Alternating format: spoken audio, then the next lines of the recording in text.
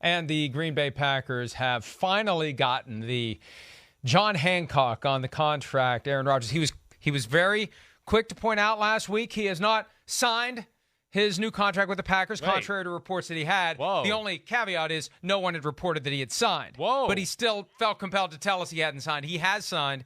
And You're actually first. multitasking. You're first. I managed to beat. Whoa. Suck it, Rappaport. I managed to beat him by 41 seconds while I'm on the air, baby. Right, which means you weren't listening to me and didn't hear some of the things I said. What a jerk friend you are. What a jerk friend you are. But good job beating Ian Rappaport on the tweet. Way to go. Way to go, friend. While you are talking, I am trying to find an expert from Playmakers that I can read on the air later, or excerpt, I mean. Now, I didn't report this. Because I can only do so much while we're on the air. $28 million is the cap number for 2022. It's down to $28 million. It was $46 million. 2 dummy years on the back end of the deal. It's going to be interesting to see the full details of the deal.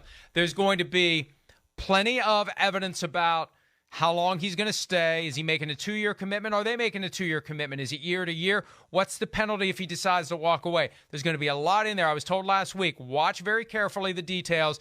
The expectation is that he's going to be able to retire after any year of the deal, and that would also allow the Packers to trade him after any year of the deal if he's gotten some sort of a wink-nod understanding that once he decides he's done, it's retire or maybe say, trade me to another team. So I think this Aaron Rodgers thing that we went through this year is going to be an annual occurrence, and he's going to have to reset, re-up every year with the Packers. This is a cap thing, and whenever he does go, Chris, and we've seen teams have to do this in the past, and it's a reality for every team that has a franchise quarterback. The first year that guy's gone, maybe the second too, you're taking a big cap charge. Yeah, right. You're carrying around dead money for a guy who doesn't work there anymore. Yeah, that's part of the song and dance with, having a franchise quarterback at the end of the career and trying to make it all work. It's just part of, the lumps you got to take with that. And the Saints, they had to deal with that a little bit, right, with Drew Brees last year. So we'll see where it goes, definitely. But I mean, that's a significant lowering of the cap.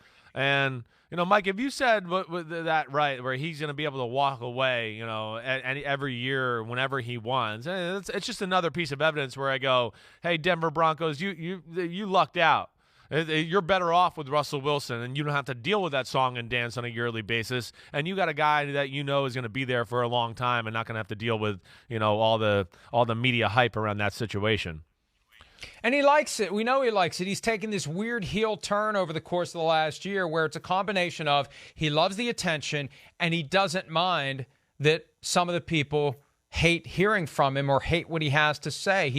He's become this guy that is sufficiently content with the chunk that love him that he can say the hell with those who don't. He used to be the guy who wanted no negativity whatsoever. Now he just doesn't. What happened with him and Brady? What happened with him and Brady? They used to both be that guy. Now I feel like they can't go a day where if they're not like the lead story on Instagram and media, they're like, wait, I got to do something. I mean, it's Brady, it's Rodgers, it's Brady, it's Rodgers, it's Brady. I feel like it's all we talk about since the season's end. We had the Super Bowl week, and even during that, we were talking about these two damn guys. I mean, it's unbelievable. It's really like I'm getting to my threshold, and even though I love watching these guys play quarterback, damn, we got to talk about him a lot.